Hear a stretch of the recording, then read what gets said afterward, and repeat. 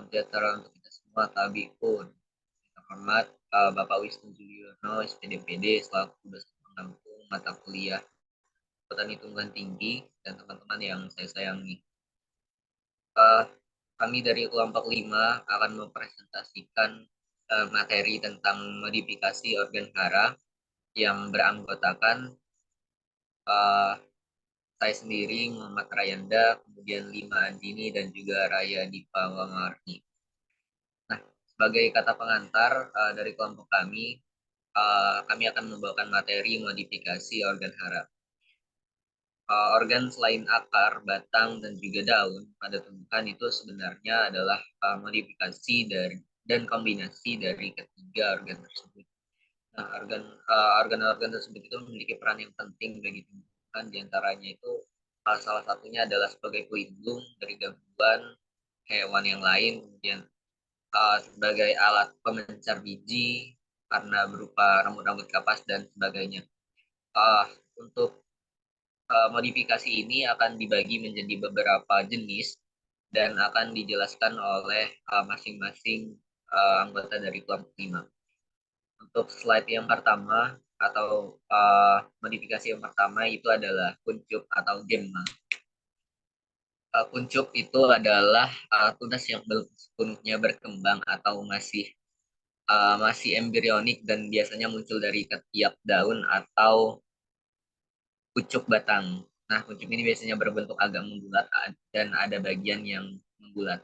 Nah, kuncup ini apabila terbentuk dapat mengalami tahap dormansi atau segera tumbuh dan berkembang menjadi tunas lengkap dengan daun ataupun bunga.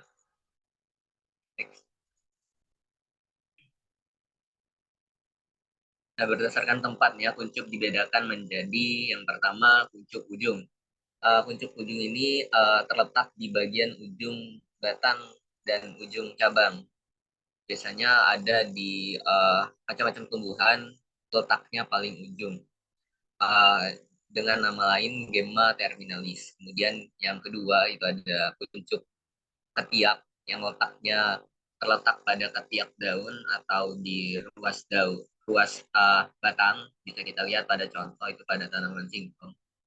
Muncul tunasnya di bagian ketiak daun. Kemudian yang ketiga itu adalah kuncup liar atau Gemma attenticus yang letaknya atau tumbuhnya dapat di batang, di tepi daun ataupun di akar. Di sini saya ambil contoh tunasnya itu tumbuh di daun, di mana di sini contohnya adalah daun gecor bebek. Next slide. Kemudian berdasarkan asalnya, kuncup itu dibedakan menjadi yang pertama kuncup daun atau Gemma folifera. Gemma folifera ini adalah kuncup yang nantinya akan membentuk daun dari tumbuhan. Kemudian uh, selanjutnya yang kedua adalah kuncup bunga atau Gemma florifera yang akan nantinya akan membentuk bunga dari tumbuhan. Kemudian yang terakhir ada kuncup campuran atau Gemma mixta. Nah, dari kuncup ini asalnya akan membentuk daun dan juga bunga sekaligus jadi dalam satu batang itu biasanya akan tumbuh kuncup bunga dan juga kuncup daun secara bersamaan sehingga disebut dengan kuncup campuran. Next.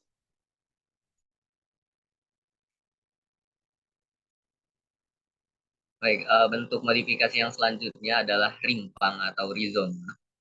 Nah, rimpang ini adalah bagian batang yang membengkak di dalam tanah. Rimpang juga disebut modifikasi batang, tumbuhan yang tumbuhnya menjalar di bawah permukaan tanah dan juga dapat menghasilkan tunas dan akar baru dari setiap ruas-ruasnya. Jadi sebenarnya rimpang ini adalah batang yang termodifikasi menjadi seperti akar maupun tunas yang tumbuh menjalar pada bagian bawah tanaman. Seperti itu. Kemudian next slide.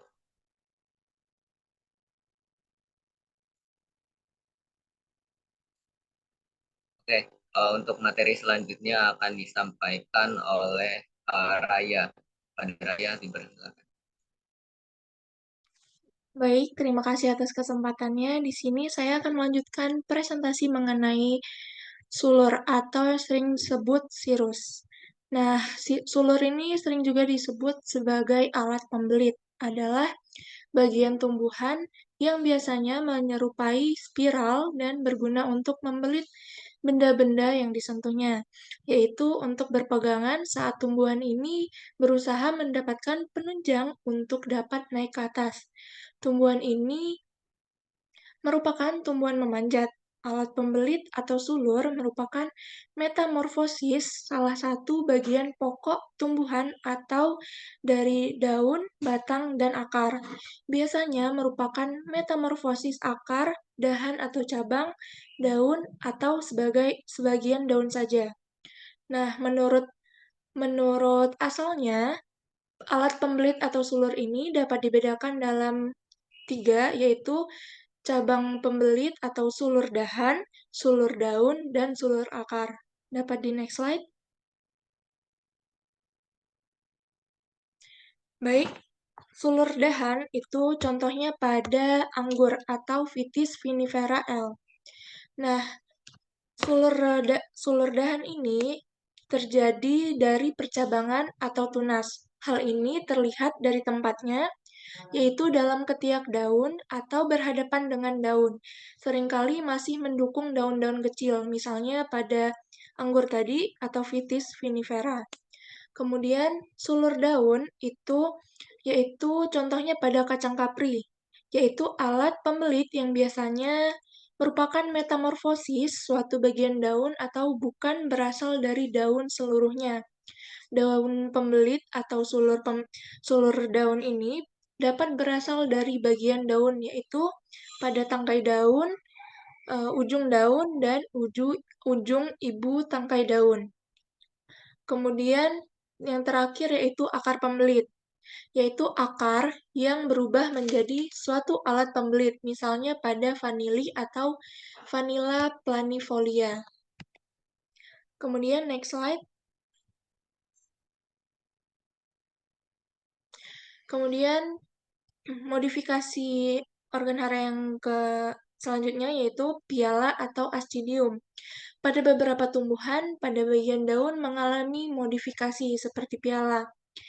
Nah, alat-alat tersebut biasanya merupakan metamorfosis daun atau bagian daun dan lazimnya pada tumbuhan yang memilikinya digunakan untuk menangkap serangga.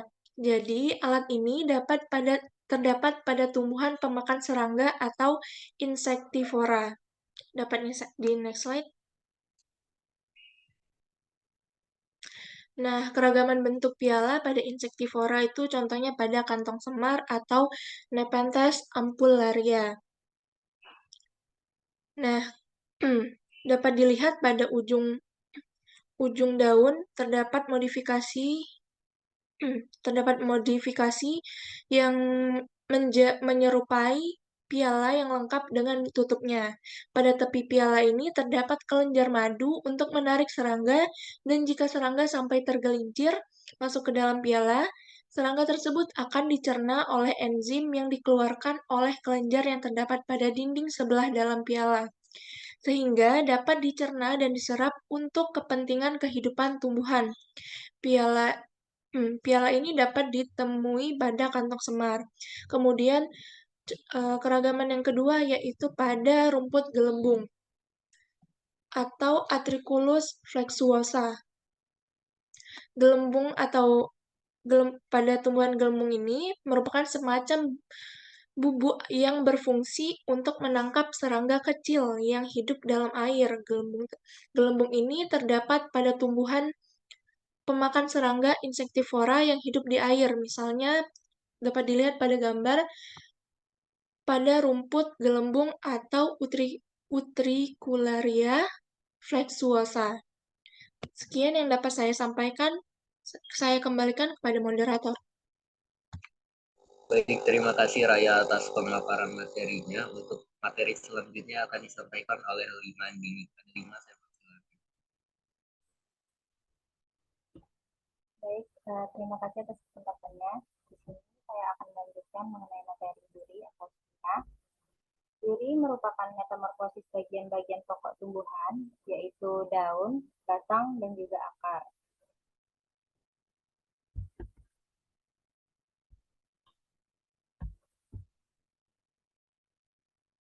Oke, berdasarkan asalnya, duri ini dikelompokkan menjadi dua. Yang pertama ada duri sejati, yang kedua ada duri tempel.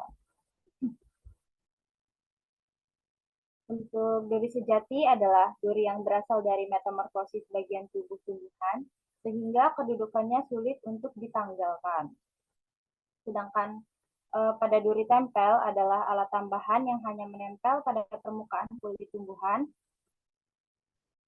Untuk berdasarkan contohnya, duri sejati itu dibedakan menjadi 4. Pada kaktus opuntia dan Ceiba pentandragertin itu merupakan contoh dari duri dahan atau Spinacaulegeum.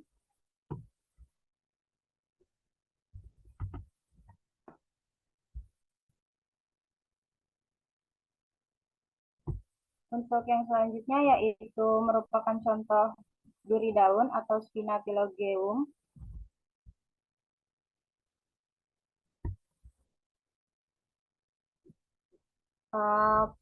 Pada gambar terlihat bagian tengah duri terdiri atas kayu yang tersambung dengan bagian kayu dalam batang.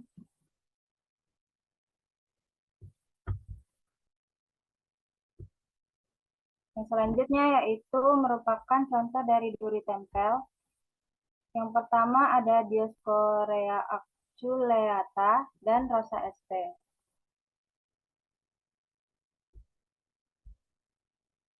Untuk Dioscorea aculeata ini merupakan contoh dari duri akar atau Spina rhizogenum, yaitu akar-akar menjadi keras dan mempunyai ujung-ujung yang tajam. Seperti terlihat pada gambar. Dan yang terakhir ada Rosa sp merupakan contoh dari duri daun penumpu.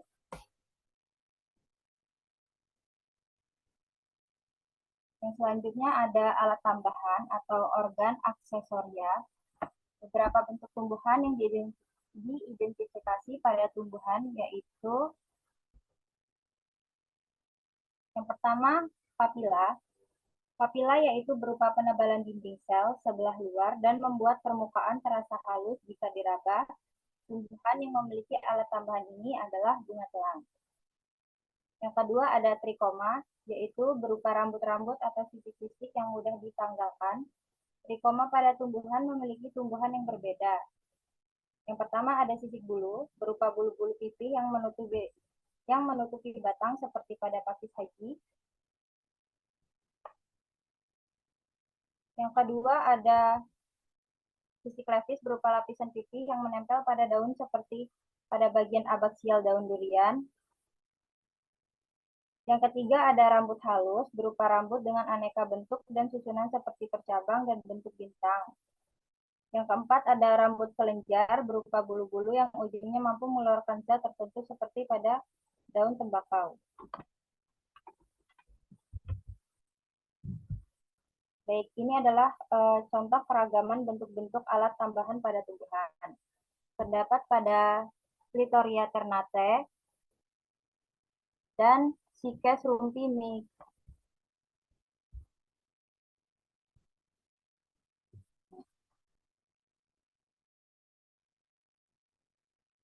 Rambut-rambut pada biji Clitoria ternate dan bulu-bulu akar sungguhnya adalah papila, tetapi karena panjangnya menjadi seperti rambut bulu-bulu, maka ini terdapat di Clitoria ternate. Selanjutnya terdapat pada pohon durian atau Duria zibeltinus mur dan juga waru Hibiscus tileasus. Oke. Baik, saya kembalikan kepada moderator. Baik, terima kasih kepada Lima atas penyampaian materinya. Kita masuk ke sesi kesimpulan. Kesimpulannya adalah organ modifikasi pada tumbuhan itu memiliki bentuk yang bermacam-macam sesuai dengan fungsinya bagi tumbuhan. Tadi kan sudah dijelaskan ada duri atau spinal, kemudian ada sulur, kemudian ada rimpang, ada kuncup, dan lain-lain. Termasuk organ modifikasi dari daun, diantaranya piala, gelembung, duri, daun, sulur, dan lain-lain. Nah, sedangkan organ modifikasi dari akar yaitu biasanya rimpang tadi yang berupa umbi akar, duri akar, dan juga tumor akar. Sementara itu organ modifikasi dari batang dapat berupa rimpang, umbi, sulur, dan dahan. Samping itu terdapat organ modifikasi yang bukan berasal dari ketiganya yaitu papila, trikoma, duri tempel, dan juga rambut fetal. Mungkin sekian pemaparan materi dari kelompok 5. Untuk pertanyaan dan juga diskusi nanti akan diarahkan pada ruang diskusi di kelas. Silakan kepada teman-teman yang ingin bertanya ataupun ingin berdiskusi pada kelompok 5, silakan mengisi pada bagian diskusi tersebut. Mungkin sekian dari kelompok 5. Apabila ada kesalahan kata, kami mohon maaf. Pada Allah pun. Bila taufik wal hidayah. Wassalamualaikum warahmatullahi wabarakatuh.